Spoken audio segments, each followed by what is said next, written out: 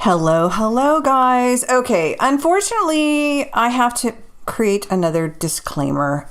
We rarely have audio problems, and every now and then we will have them, and they always happen on some of the best interviews. So I have this perplexing challenge that I am having to make the decision of re-recording or recording one of these disclaimers. So guess what? Today I'm recording a disclaimer. Today's interview is so good with Nathan and Spencer that I really didn't want to ask them, A, to re-record it, but B, when you re-record things, completely different subjects come up. Some of the best content is not even there anymore. And I don't know. So I apologize for where you hear either Spencer or Nathan's voice kind of drop out. I apologize where you hear my voice drop out, but by far and large, you are going to hear one of my favorite interviews with two of the most amazing people. So without further ado, here we go. Nathan and Spencer, welcome to the Retail Horror Podcast. Hello, thank you for having us. I'm super excited. Okay, so you guys there's two of you, so you have to give a little bit of voice recognition so everyone can understand. Nathan, say something so everyone understands your voice. Hi, I'm Nathan. And as hello, everyone. I'm Spencer. Okay, just so because I realize people will ask questions and everyone's like, who was that? I can't tell. So we try and do that in the beginning. I was so honored to meet you guys at the gift show. And when I found out who you guys were, I was like, I have to have you on the podcast. So thank you for being here. You guys are the new owners of the Agoura Antique Mart. Yes, thank you for having us. We're fans of your podcast. We listen to them when we're in the car and whenever try some merchandise here at the warehouse. And it was awesome to get to see you in Vegas. And thank you for having us on. Oh my gosh, thank you. I've been a fan of that building forever. And you guys have a very lengthy design and retail background. And I can't wait to dig into that. But why don't you guys talk a little bit about, we're going to start with Nathan, give a little bit of background on yourself and up to when you guys met. So I started probably in the fashion industry, like background retail merchandising for Express. At the time, they were the limited brand. I love it. And I did floor sets for Express Men, Bath and Body Works, Victoria's Secret.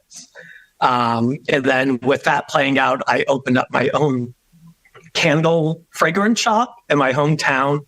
And I had over 30 different fragrances, from candles to reed diffusers, home spray, that I formulated all myself. Wow. And then transitioned into the hair industry. And that was the last 15 years of my career was in the hairdressing world in Boston and New York.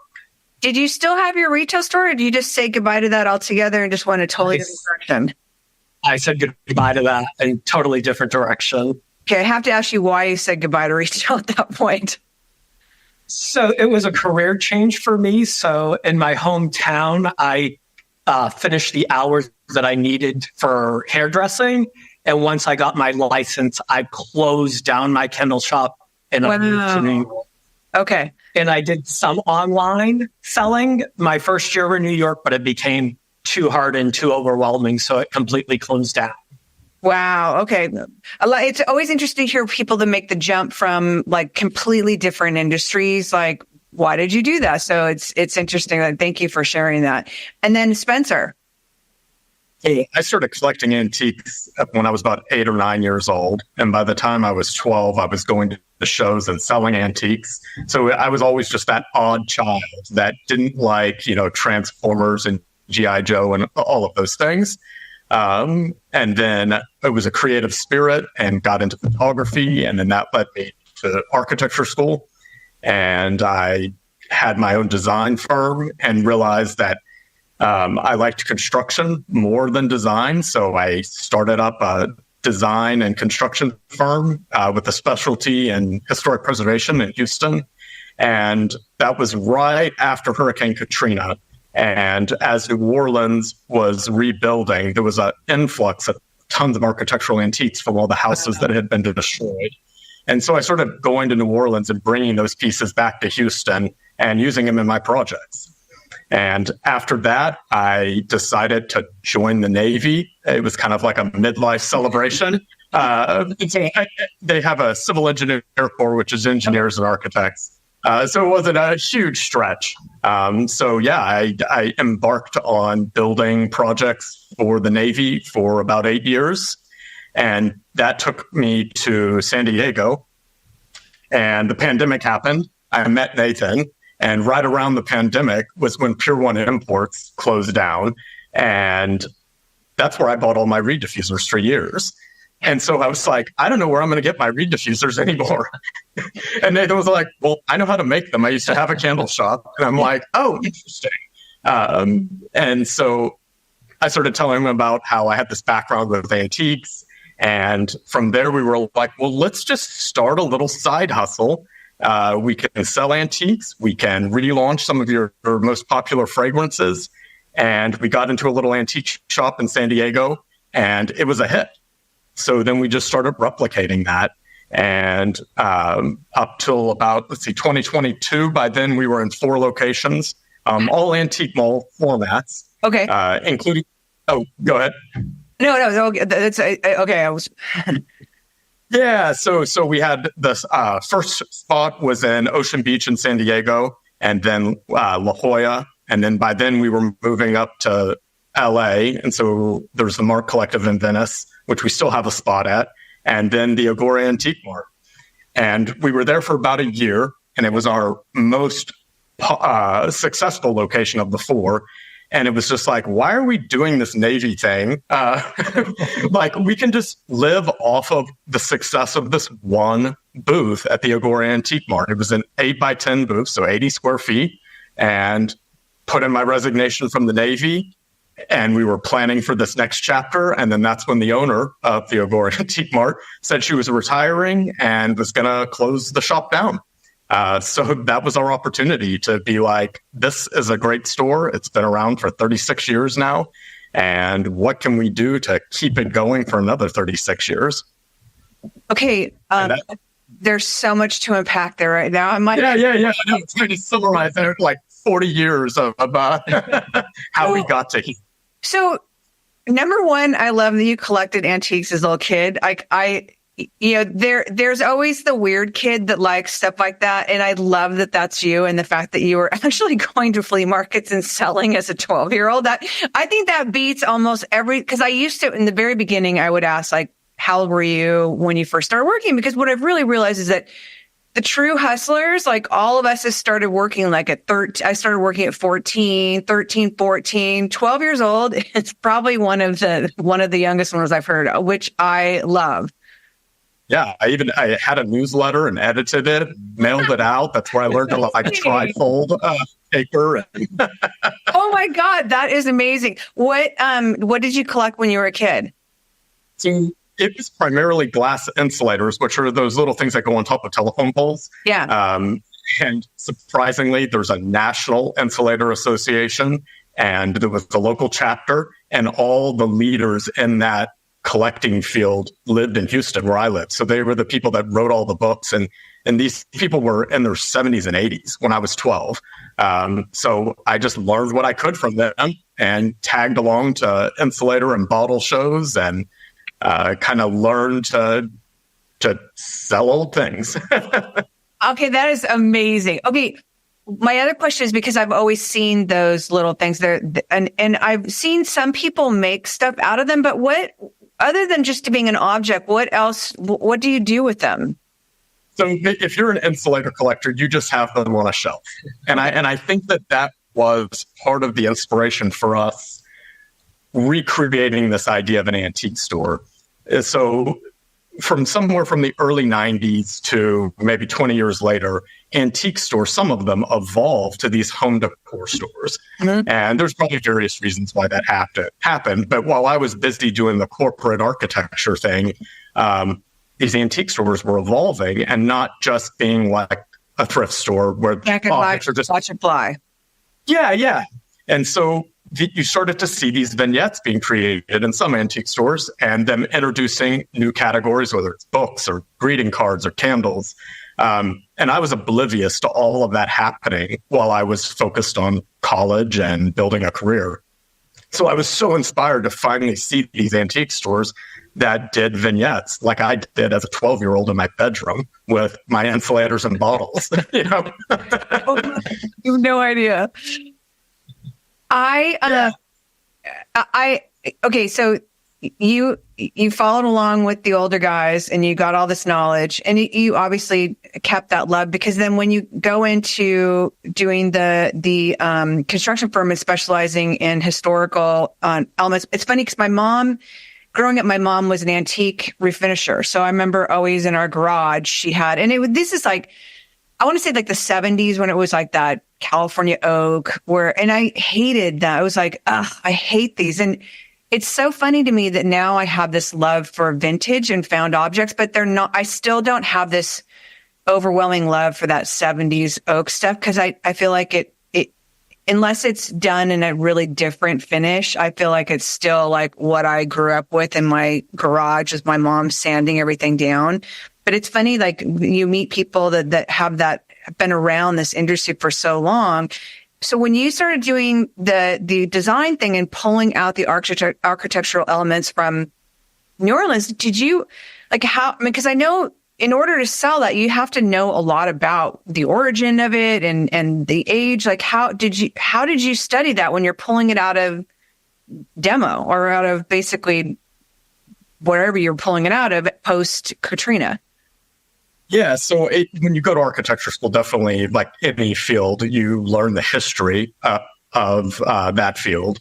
And so I knew a little bit about the history of architecture, but around the time that I finished architecture school, Houston was creating its first historic districts, which pisses off a lot of people. You know, when you buy a house and then suddenly it's in a historic district and you can't change it without going for approval.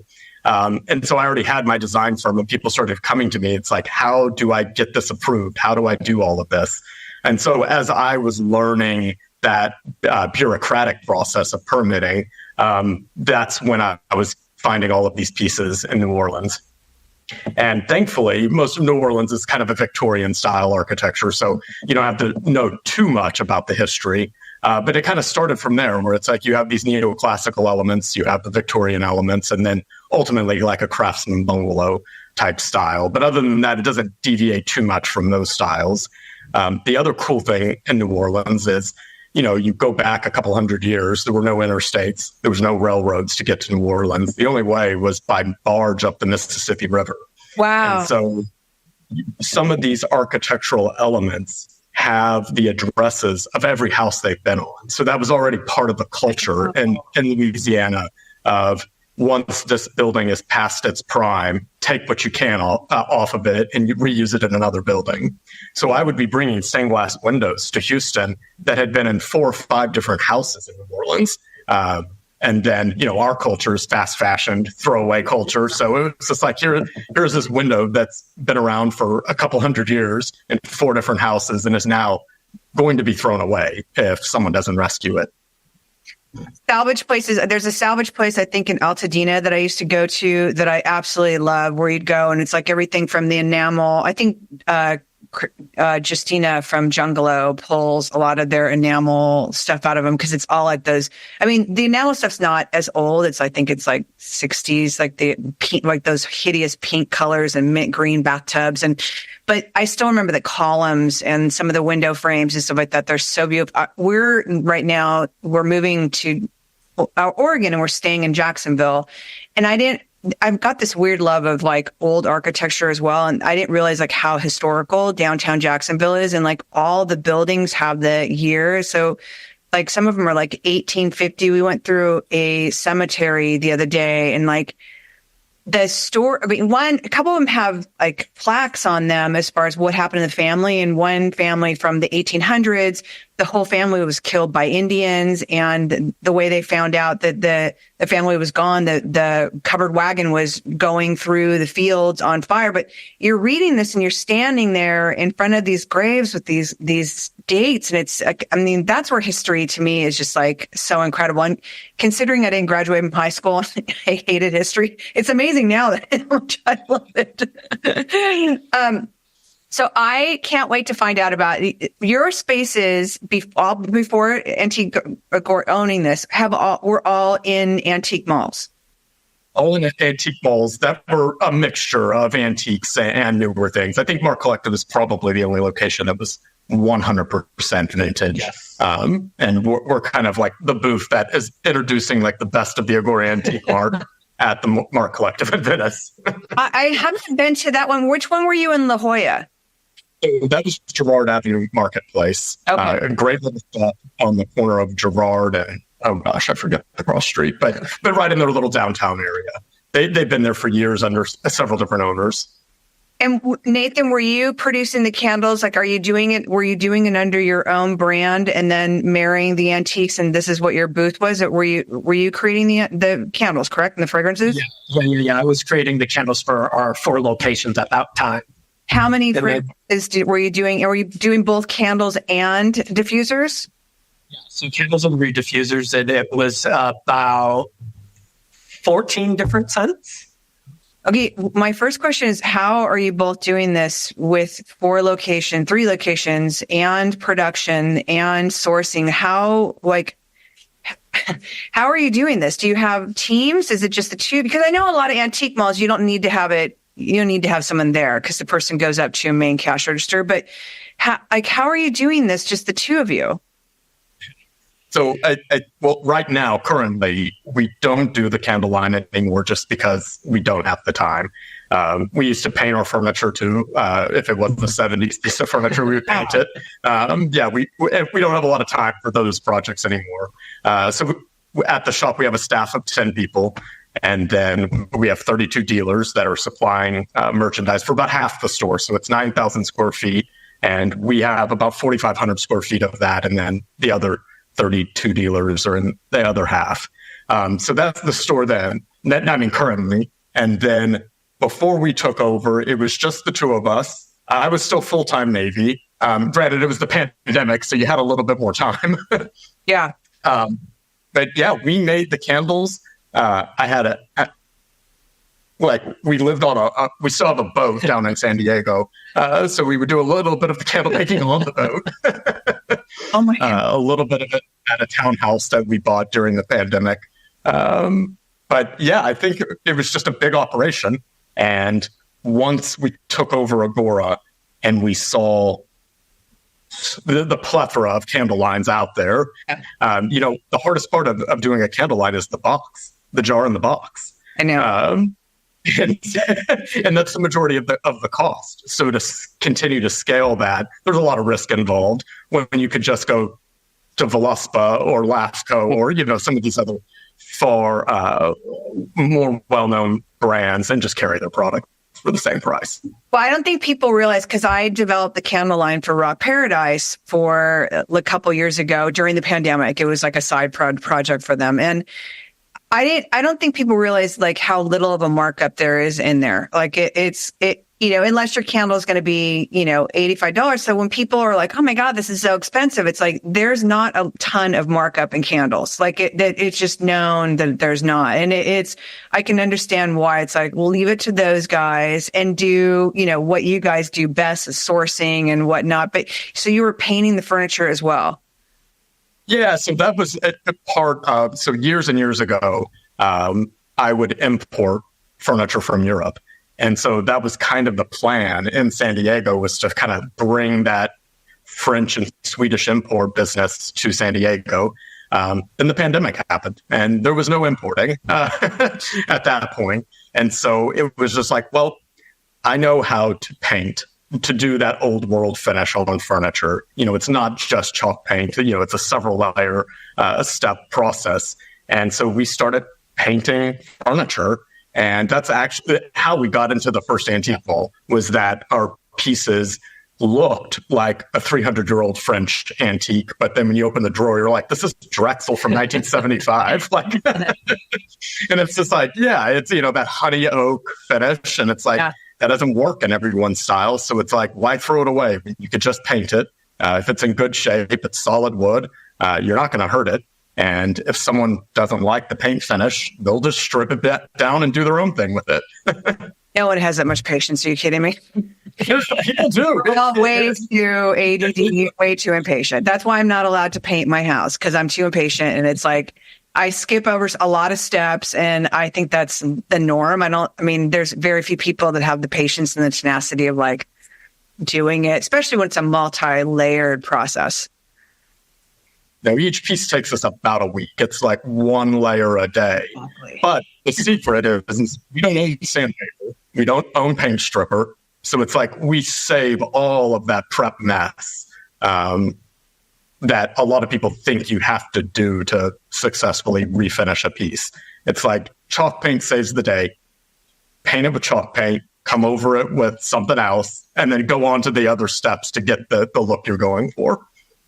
Take me now to, okay, so you decide to purchase Agoura Antique Mart. Have you already closed your other locations then, or do you still have a couple of the locations?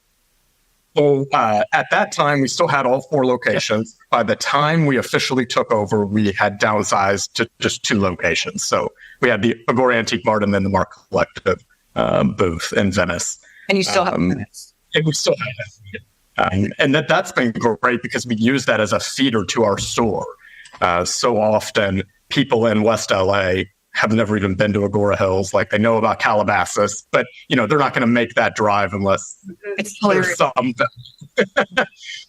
From driving there, like literally once a week for years, it's always shocking to me. People are like, where is that? Oh no, that's so far. It's like, it's really not, but okay. All right. Well, and when we had our 4 locations, there was 150 miles between all 4. And we did that weekly. So it's like you can do it if the money is in it. Like obviously, if you're not having fun and not making money, then sure, that's a very painful commute.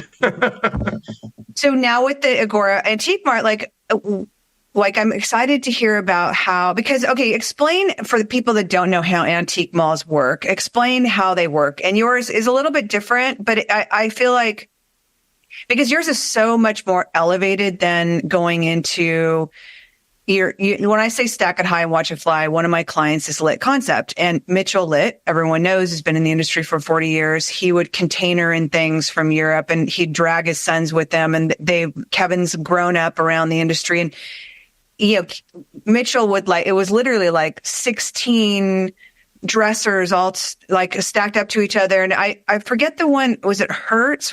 There was one that was in Hertz. I remember going there with my old boss from Fred Siegel and just it's like literally tiny little aisles of just stacked up antiques, like for miles. And that doesn't have a lot of,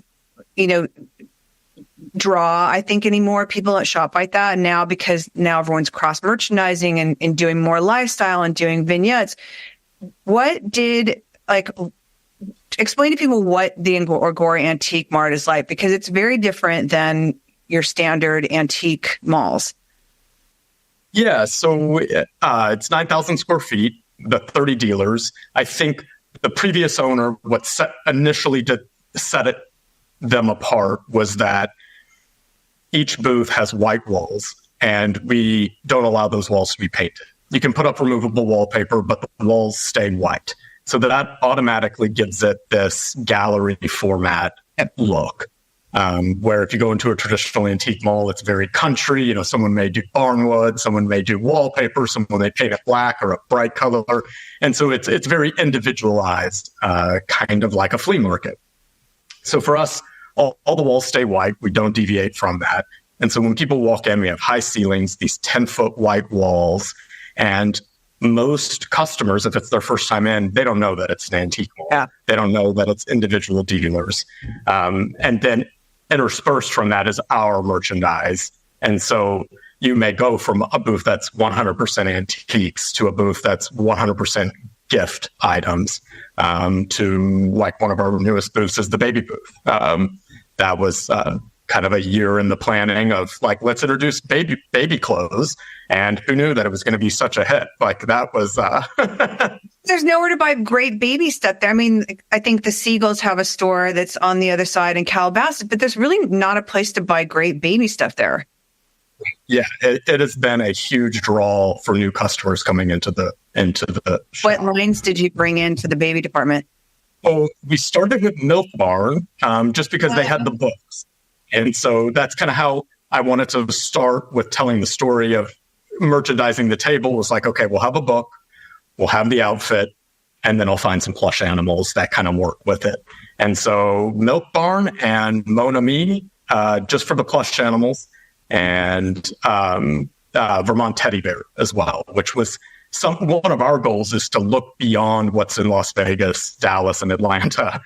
And so Vermont Teddy Bear was one of those where I just reached out to the company directly and was just like, I want to wholesale your product. I know that you're very successful online, one of the largest teddy bear companies solely online. And they were like, no, we'd be more than happy for you to carry our products in your store. So that's always our goal. Is like, let's find companies and products that don't have a huge wholesale footprint and see. Sometimes they say no. We hear no a lot. But I think that, you got to ask. And that's how you're going to differentiate from your competitors. It's like if you're all buying the exact same stuff at the gift show, the customers realize. That brings up a really good question, because obviously, much like when my days during Fred Siegel, it's a lot of owners under one umbrella and everybody's fighting for the best. I mean, I remember doing the gift shows, and it was literally like, this super stressful race to find the best thing. And you're like running through, because I had Daryl from Zero Minus Plus. I had the girls from Fred Siegel Fun, because I had apparel and gift. So it was like trying to find lines before anyone had it. And then, I was the young new one. So if Daryl found it even after me, usually the vendor would go with Daryl. But I just, with everybody being under the same roof, is it a challenge because you're dealing with 30 different, however many vendors, 30 different buyers? Is there a challenge of people having crossover with merchandise? Yeah, we see it within our store with 30 dealers. Some of them go to those same gift shows. So we have to work through that of, it's like, you'll carry this. Sometimes we miss the mark and we're all unpackaging our stuff. And it's like, oh, we bought all, again, happened to be bring like 3 of us that all have the exact same Easter bunnies, and it happens. Do you guys? I mean, it's because it seems like it's more of a community there. Is it more like? I mean, is it less like bitchy competitiveness and more like, oh, we got the same thing. Oh well, we'll all sell it, or is it? Because I know that there is a competition thing, but it seems like it's so much more community there because you guys are there within the same walls every single day together. I think it was more adversarial in the past, but when we took over, it was just like we all have the same goal in mind, and it's not to carry what someone else is carrying. Yeah. So it's like we try to share a little bit ahead of time. We discuss kind of like, Christmas is a big thing. We all buy our Christmas in January, and fast forward 11 months later, it's like we don't want to be unboxing and realize we have the same things. Yeah. So we talk about companies that we're buying from. We talk about themes. We definitely have a color theme that we do up front that is very different than some of our other dealers. So we navigate it, and we understand that it's like, for instance, the bunny rabbits, when I pulled them out and a dealer came up, was just like, I carried those bunny rabbits. I've carried those bunny rabbits for a decade. And it's just like, oh, shit. Well, thankfully, I only have 3. So when those 3 are gone, it's not like I bought, 100 of them. Yeah. I always wonder, and not to put you on the spot, but it's because Fred's was the worst. I mean, it was, and now my thought on retail is, as far as competition, it's like, we're all there to support each other. One, you may have the same thing, but it's like, honestly, like the customer's there to experience the whole thing as a whole, whether they buy the one item from you or the one item, but it seems like there's so much for everyone to buy from. It's like, don't worry about this, like one spoon because this person carries this spoon line. It's like, don't worry about that. There's so much other stuff that, so that's kind of my philosophy now and all that after living through it at Fred's. Well, yeah. And I think we launched a jewelry line called Nathan Spencer. So it was just a new idea. We lost a jeweler. And so we were like, let's just bring in some jewelry. And lo and behold, like one of the bracelets was very similar to one of our vendors' bracelets that she carries. And it's like, we just immediately pull it. It's like, that isn't even worth it. It's like our mistake. We didn't realize it. So we just took it off the floor, and no reason to have bad blood and be good. Yeah. And we do the same thing with some of the other shops in our center too, where we don't have that daily kind of conversing of what they're buying and stuff, but we want to be good neighbors. So if a rep tells us that Beautiful Mess has something similar, or Mixed, which is another store in our strip center, has something, we stay away from it. It's like, we want to be different. Yeah, that's what I mean. It's like, I don't think people go into it intentionally to like buy the same thing. It's just, it's beautiful things, and we all see something we love, and and it's like 9 times out of 10, the person that's ringing or writing you up at the show is somebody that's temp that doesn't know the account list. And it's like, sorry, it's like, oops. I will say that your rep, Christy, who listens to this, I now, because I was today, I'm like, I'm so excited. I'm interviewing the guys from Agoura Antique Mart.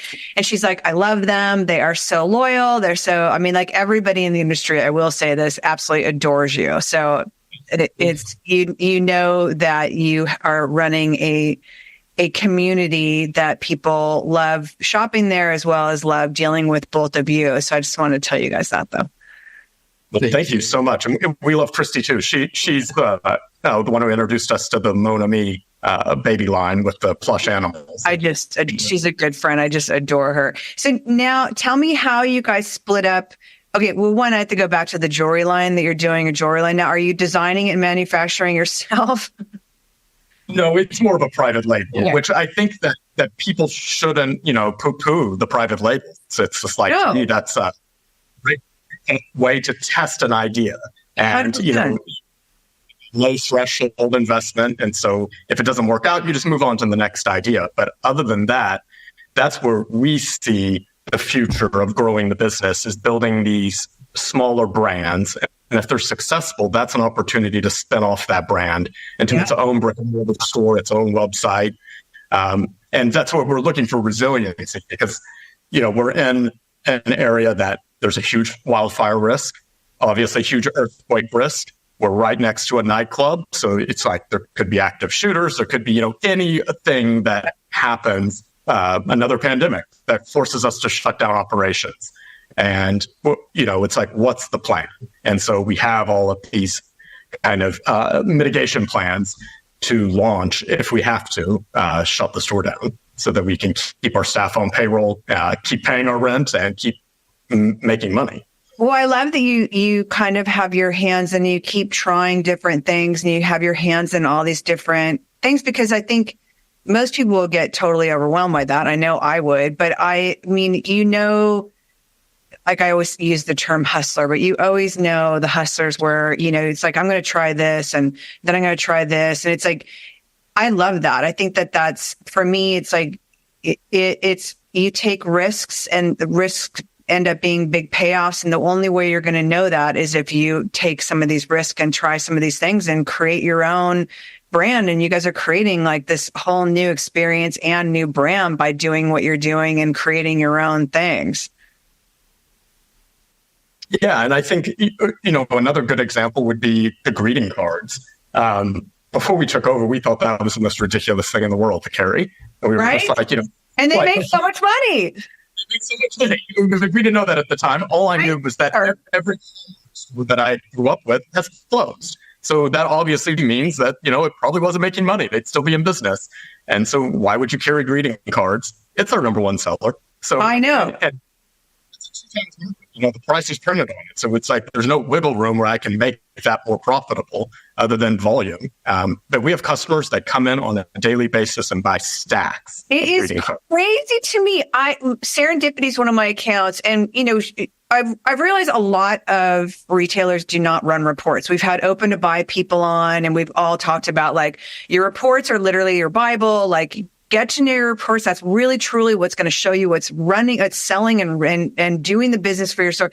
And I was like, we were looking at what real estate I could eke out more for gifts because she had a lot of product in the floor. I'm like, well, what about cards? And she's like, well, they sell. And I'm like, how much of the business do they sell? I'm like, let's look at the numbers. And she pulls it up. I'm like, holy shit, that's your number one department. It's like, okay, we're keeping the cards there. I mean, it's mind blowing. And I fought cards. I'm not going to lie. I fought cards for a long time. My pharmacies, like Burt's, I fought cards forever. And now it is like one of the top sellers. It's insane to me. I eat and we have a line of filling cards by Nikki D, and they're really expensive. So it's like 8-inch card is $15. And customers will bring them up, find out the price, they go back. And everyone was just like, you shouldn't carry these expensive cards. Well, I reorder them almost weekly. And so I tell people, it's just like, I am making, $7.50 off of a 6-inch space, a wall. Like, I couldn't hang a painting there and make that kind of money. Now, are you both with your own spaces? Are you still sourcing found objects? And then how are you doing? Tell me a little bit. Well, before we go into that, I want to find out first, how do you guys split your responsibilities for work? Like, what is Nathan? Because I'm assuming you do things together, but I'm assuming that you both have separate roles. Yeah. So I think in a nutshell, we say that Nathan runs store operations and I run warehouse operations. I also do the accounting. I do the social media, all the marketing. And then Nathan really does the merchandising. So it's like I'm creative and can do merchandising, but I'm very slow at it. And he has a natural knack for just doing it really quickly and it looks great. So he's in charge of merchandising and pretty much the front half of the store. And then I kind of have the back half. That's where the baby booth is. That's where our antique booths are. And it's, honest, I told you in Vegas, like, I just copied your Milk Barn displays. With the sheep, or did you do the one with the tent? I did the one with the tent, and then I had some sheep that were down below. They were like sheep ottoman that I put down there. But it was just like I had to launch that booth super fast because it was like an unexpected. We had a plan to launch it at that time, and so it was like I didn't have time to figure things out. Like it was just like I'm buying this. So it's like Milk Bar, Mon Ami, and then it was like, how do I put it together? And I was like, I'm just going to copy Michelle. Did you make s'mores? Did you make the s'mores out of the giant marshmallows? No, but that's a good idea. But no, I took the tent was kind of the best thing. The tent is the cutest thing. There, it launched another brand that we're bringing in. So on that tent, I had a little chalkboard, and I just wrote Camp Agoura on it. And customers started asking. They were like, do you have Camp Agoura baby clothes and T-shirts for adults? So now we're bringing in... Everyone loves Camp Agoura. That's fucking brilliant. Right. So it's like those little things that it's like, okay, this is another potential moneymaker for us in a brand. And so that's going to be coming out probably this summer, that will have baby clothes and adult clothes that all say Camp Agoura on it. You need to send me one. I need one. Yeah, no, absolutely. Nathan, I have to ask you about merchandising because you are the merchandiser. So when are you doing your merchandising? Do you go in early in the mornings or do you do overnights or are you doing it during the day? So I would like to do it during the day, but I try to keep the floor as spotless and as presentable as it possibly can be while customers are coming in and out of the shop pretty much after close and into the wee hours of the night, early mornings. At least every other day, 3-4 times a week. So it's... Wow. Yeah. How often do you do big floor flips since you have designated spaces, but do you do big floor flips? Because I know when holiday comes out, you guys do it big. We do. So the front half of the store, which is pretty much mostly new merchandise, that usually gets flipped every quarter. And then from month to month, depending if there's a holiday, it slightly gets tweaked. But besides that, a huge switch around of the floor set is usually every 3 to 4 months. And the merchandising you're doing 1 and 2 and 3 times a week, is that maintenance, interjecting new merchandise? Talk to a little bit about that. I would say a little bit of both, like definitely restocking of merchandise and recurating. So if something sells or sells out, like introducing something that can create that story and not look like it's just thrown in and it messes up the story. But definitely keeping the like edits to amplify within the appearance of the shop at all times. Okay, I need to go back to you just saying interjecting merchandise because and making sure it looks. I'm always telling people it's that your focal spot is the most important thing. It's the thing that everybody sees right first when they walk in the door. It's also your regular customers who may or may not be planning on coming to your store. Walk by, look in. If your focal section does not change, it looks the same. So how do you reinvent something with the same products? And while you're introducing some new items. So I guess it would be depending based on the season or if there's a holiday that I can use the same merchandise. Like right now on our front table, we have Veluspa California Summer, which is their new set. And it's on the entire front table. There's poppies that coincide with the color packaging on the boxes. And then there are also books that coordinate the colors that also pop and create that entire vignette that you could buy a candle and pair it with the book, and it can be a gift or for yourself. Speaking my love language. I just did that display up at Masone this last week, and it took me because I don't do the Veluspa display at Stephen Young. Lisa does it. So I didn't realize that those two new pattern boxes are the same pattern, but the square in the front is the only difference. So I had it all mixed together, and all of a sudden I'm like, oh my God, this is two totally different fragrances. So I had to split. I used the California Blue in between those two to separate them. And I wish so bad I had orange poppies, because that was the one thing with that packaging that was like, I can only imagine how beautiful it is. When you do display, where do you start? What's your starting point if you're starting with like nothing on the table? So it all depends. I try to look for a hero piece that I can add as like a statement piece that technically I wouldn't say would be for sale, but if somebody was interested in purchasing it, by all means. But it's usually if I find something that I like or that will work, and then I kind of base the story off of that one focal piece. Like one of our front tables right now also has a beautiful vintage patina scale. And I also on that same table have it paired with shortbread cookies and flavored honey. And then there's books on how to make cookies and all of that. So it's creating a full story. I love the cross merchandising. I mean, I storytelling for retailers who are listening, merchandising is storytelling. And I, for the people that do it so well, you guys, like the storytelling aspect of it is so important. It's done through books and from merchandising and your architecture. I love the word hero, the hero piece. And that is all what creates these yummy stories that literally draw people in. And I always also say is that merchandising and their merchandiser is your silent salesperson, because when that's done and you step away and it's this beautiful mix and people start coming in just from that, and then they start picking up one thing and then they see the book and it's that those add-on sales, it's like, it is magic. How many SKUs, because I go down this a lot, when you're doing a table, what is your capping point of where you go, oh shit, there's way too much on this table? So I don't know if I stick with the true story of stack it high and watch it fly. But I'm old school, Z Gallery. But in that sense, like I will limit the quantities to add more SKUs, I guess. So this past, like for March, I created a round table that we have in the center of the shop. It has food on it. And within that tower of food, there's probably about 10, 12 different SKUs. And then there's also books and cutting boards and everything right on that one table. But the way it's merchandised, it's like easy on the eye. It tells the story. You can easily see and walk around and it speaks to whoever's standing in front of it.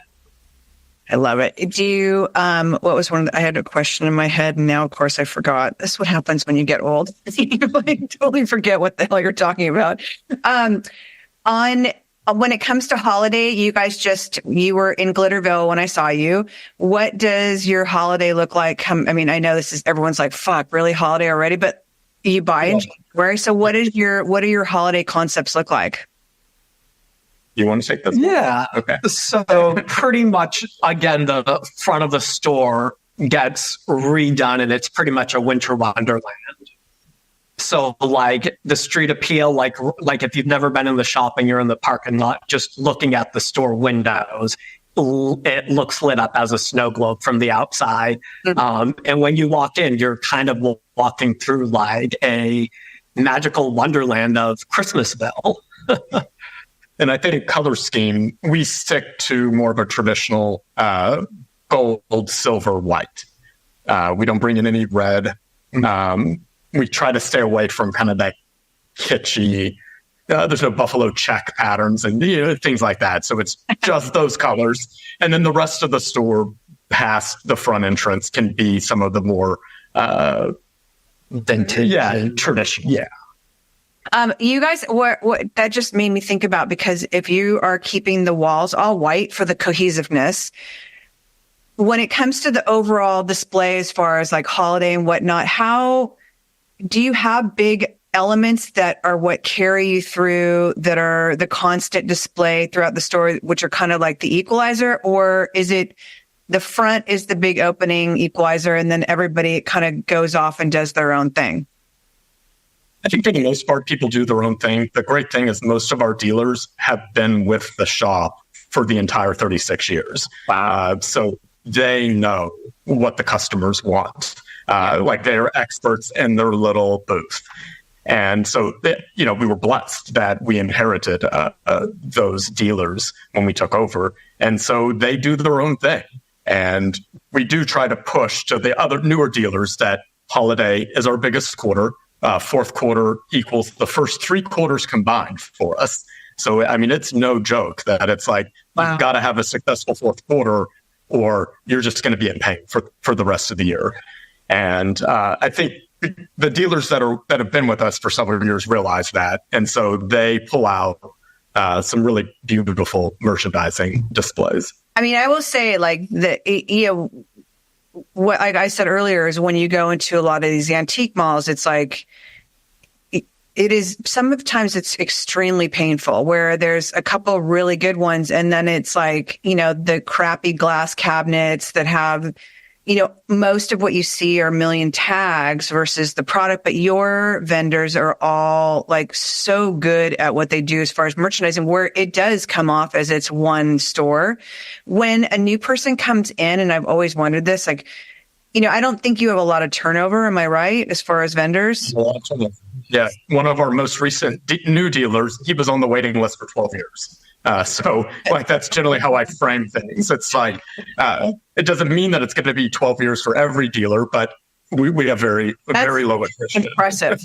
So when somebody comes in new, is it like, I would guess it's like introducing anybody into a family or a tribe or a community. It's how do you have certain rules that like, here's our rules, like these are our standards. These are our rules. Do you have like do you sit down and have a meeting? Do you have like, how do you explain this? Or do you? It's an application process. So that's generally how we'll frame it, that it's like, it's not a waiting list where you're next on the list. So you got the next spot that comes available. When a space comes available, we look at what the store needs. Do we need jewelry? Do we need gift items? Do we need furniture? And then we look at our pool of applicants and look for who we think would be the best. I think we've made it a little harder now to apply. And so we ask that if someone is interested, that they, with their application, submit a photo of showing their merchandising skills. 100%. It's like, we don't want to just see a shelf with thrift store items placed next to each other. And then The last one is I want to see a holiday display, and it doesn't have to be a Christmas display. It just needs to be giftable, like something that kind of celebrates that season, because it's so important to us.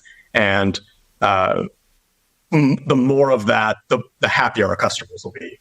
Yeah, I think that's really important again, because I think that your customers are it's like eye candy. You go in there and it's like everybody needs to be as strong as the others. And that is, that is the key to, any store. It's like, like every display needs to be as strong. I mean, every vendor needs to be as strong. So I love that you've made it harder to get in, which makes it more of a reason why it's like you really want to up your game if you're trying to get into one of these places. It's like, I mean, not for anybody that's, in any type of this situation. It's like, submit as many pictures as you can and show what you do and that you do it well.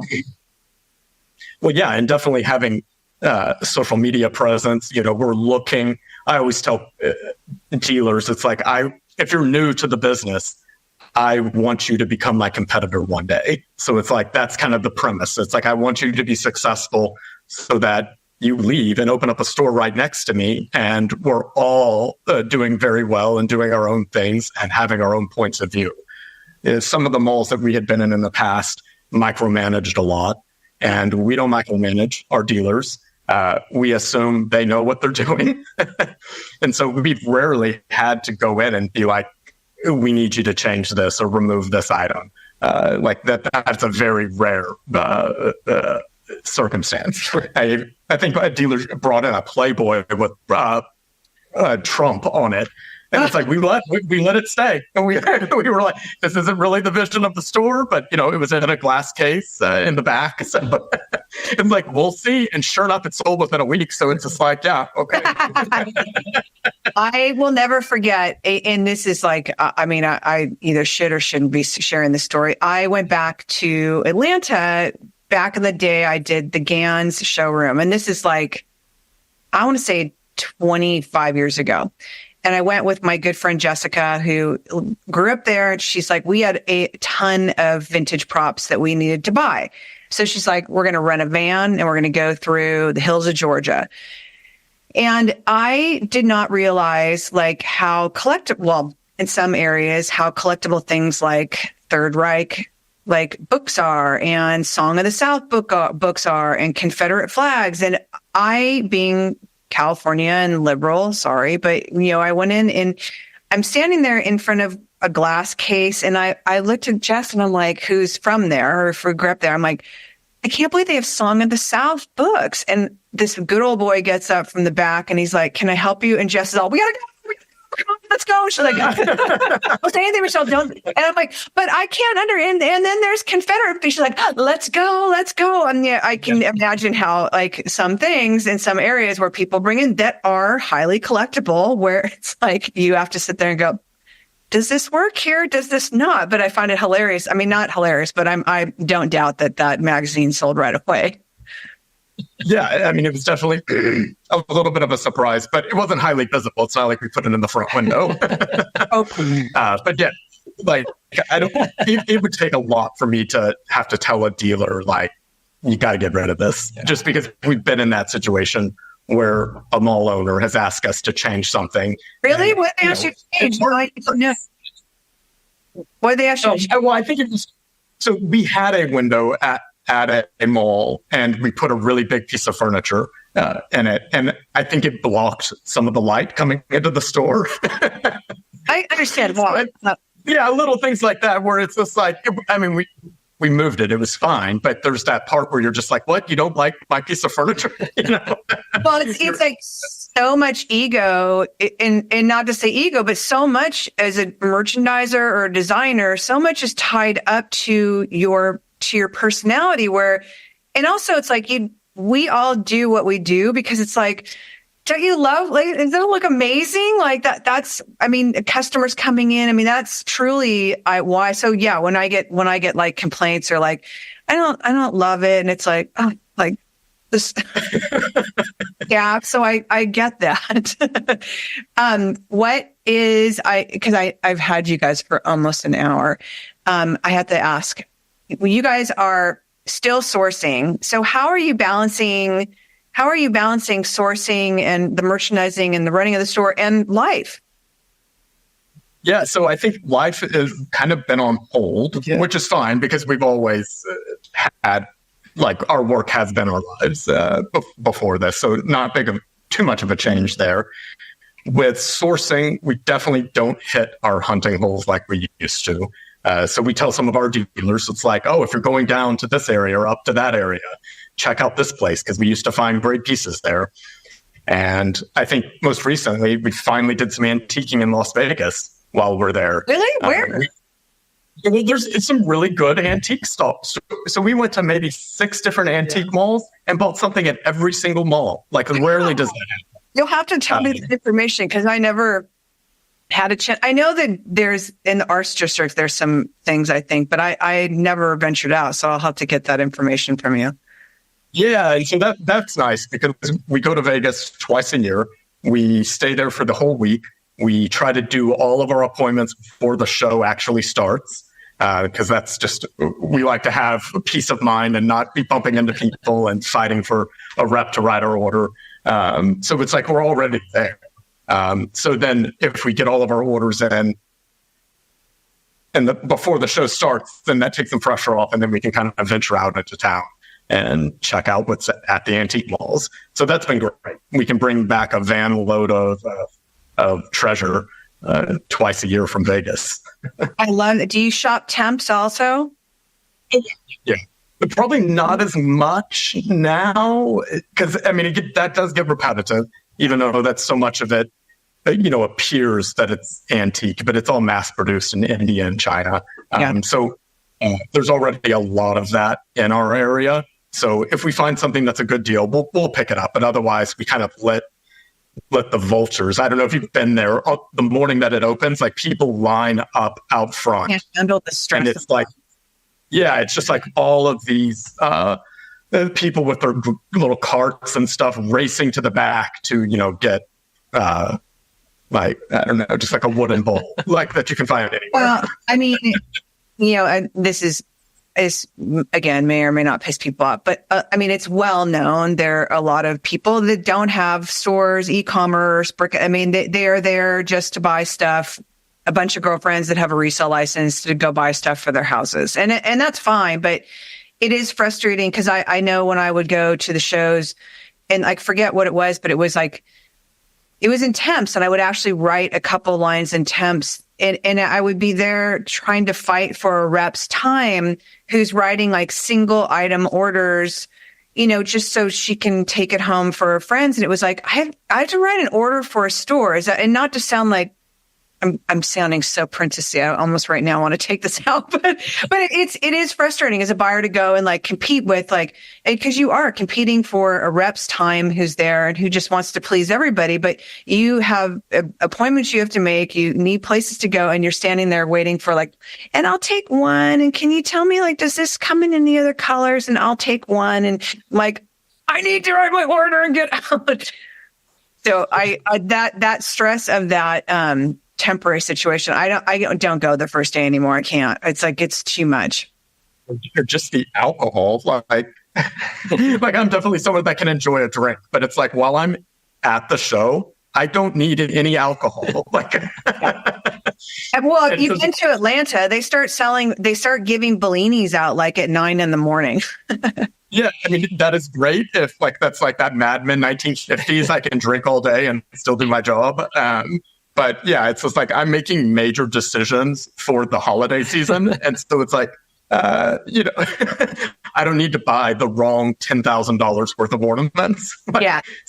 I'm gonna need my full brain power for this. Yeah. We've heard stories on this about me doing ASR back in the day when we start doing shots at the Stussy booth and the Quicksilver booth at 9 a.m. And then me opening my box. It's like, what is this? And they're like, yeah, that was about your 4th shot. That's why they do it. There's a reason behind it. Well, I definitely appreciate it. Oh yeah, go ahead. All right. My last question is, and I know you guys listen to it, so I know you know what's coming, is where do you guys find inspiration?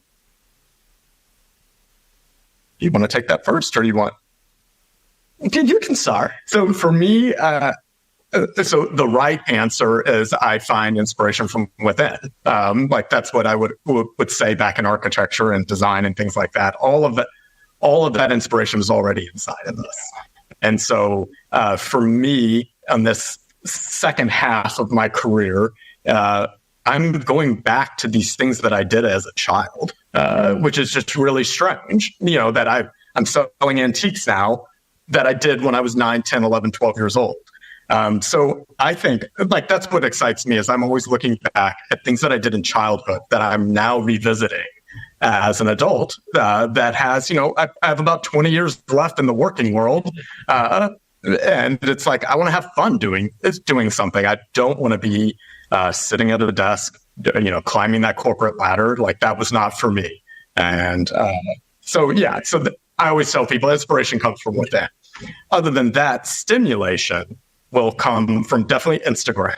And I think now that we do the gift shows so often, it's all there. Like you don't have to beat yourself up on not being able to merchandise correctly. It's like people like you, other rep lines, they have beautiful displays. And if that showroom lets you take photographs, which some of them say no photographs, I don't understand that, but it's like take the photographs, save them, and then go back to them. I screenshot whenever, like Maison A, your front table with the bunny rabbits. I screenshot at that. It's like, I don't know when I'm going to need to reference that, but I may need to be like, what did Michelle do with that tall piece of architecture? How did she make that work with those stuffed animals or something like that? It's like, you got to aid that bank, that body of knowledge that's already there. So it's like, just save it for the future and reference it as need be if you need some inspiration. I always say take pictures. I mean, it is kind of ironic. Some showrooms, like one showroom, I forget where I was, but it was like literally like they're known for knocking people off, and they have a giant sign. Then when you walk in the door, no photos. I'm like, that is so ironic. But I think by far and large, if you ask people, can I take a picture? It's from my store and you have a store badge on. It's when you don't have a badge on and when you have a badge on that is from the building or another showroom that people get super dicey. Because unfortunately for retailers that don't know, I'm sure you all do, but there's a large amount of vendors that go around. Their whole job is to knock each other off. And it's like, it's part of the business. It's like someone saying, I can get this on Amazon for less. It's like, it's part of the industry. It's just, not to take it. But I've always like with photos, like I used to ask all the time if I could take pictures. Now I think it's like, now I realize that no one's around half the time and I can just take pictures. But if there are, like I always say, like take pictures, but it's always the best inspiration. And like to go back and look on your phone and like, especially if you wrote the line. I mean, that's like for merchandisers like myself that we do this for the retailers. It is always my hope that the retailer, one, comes to look at it and they are drawn into it because they love it so much. And then if they buy it, hopefully to try and emulate it in some way because they love the display so much. I mean, that is the biggest compliment that you just gave me. Thank you. Because that's truly why, as merchandisers, why we do this is that, in hopes that somebody will A, buy it, but two, recreate it in their store. To make it look successful, because a lot of merchandise, those companies don't help you sell the product. So a lot of that at times when a merchandiser or a rep comes to us with a line, we will ask, it's like, what does the packaging look like? Do they have displays? Do they have signs? Like, we want these companies to help us out a little bit. And then from there, we'll take it. And if there is nothing, then you gotta move on. You gotta move on to a different product. Nathan, where do you find inspiration? I want to hear this because I merchandiser, I know you find inspiration somewhere. Yeah. So inspiration, of course, definitely comes with it. And then definitely having the background with like hairdressing is like a whole different like fashion and design and like idea or inspiration that comes with it. But definitely, like Spencer said, like the shows, like I would say that I definitely go to the shows to buy Christmas, but that's number one. And number two is definitely like critique floor sets and visual, because it's like when I have done that, like I did think of that. Maybe I'll take a picture and try to transform that or incorporate it into a floor set in the future that I do. And I guess it's mainly when you put a display together that I've done several times, and you step away and it took you 4 hours to create, and you're like, that's not working for me. And you clean that palette off again and you start over. And then you look at the clock and it's like 6 a.m. and you head out. And then the next day, staff opens up and customers come in and they're like, oh, the store looks great. That display is beautiful. And it's like, okay, the hard work sure paid off, and that inspiration within definitely paid off and has been successful. I have to ask this. Do you find that if you're standing there doing your merchandising for a long time and it's not coming to you, do you walk away from it and then come back to the next day and have that epiphany of like, well, it's not that bad, or like, okay, now I see why it's not working because you didn't see something at 4:00 in the morning or whatever time you're merchandising at? So there's been times that has happened, that you get stumped and you don't know what to do or how to continue after a certain step. And sometimes I'll just try to piece it together as best as I can to make it presentable. And then the next day or the 2 days later, I'll go in and recreate based off of what I had already started. But I'll never leave a project left undone for the next day.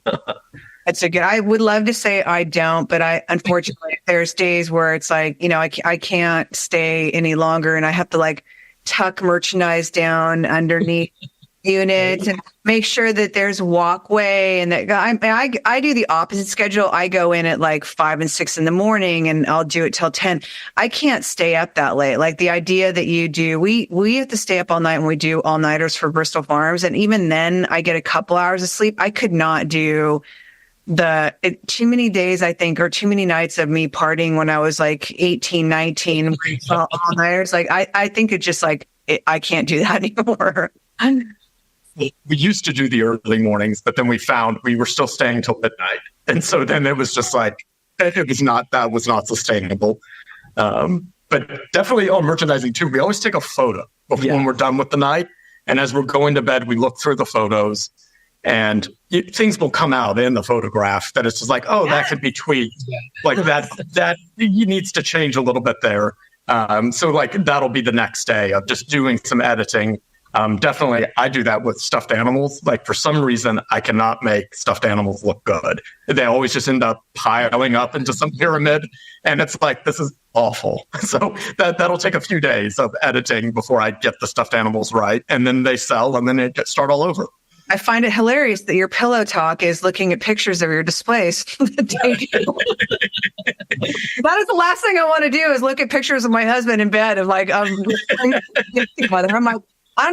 there'll be points where I'm like, I don't even want to talk about what we did today. Like, can we talk about something else? But I find that hilarious. That's your pillow talk.